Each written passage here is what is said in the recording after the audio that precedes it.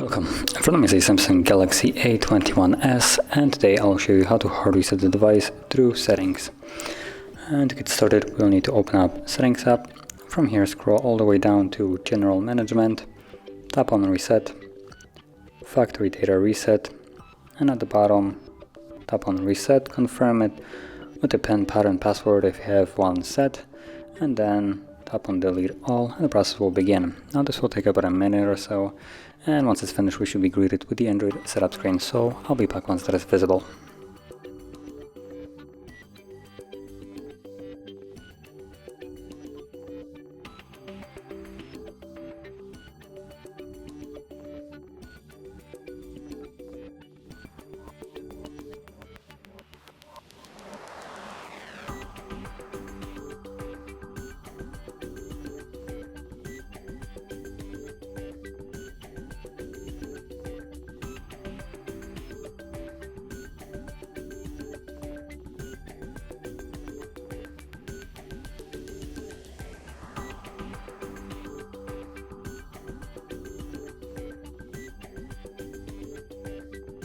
And as you can see, now the process is finished and you can set up your device as however you like. So if you found this very helpful, don't forget to like, subscribe, and thanks for watching.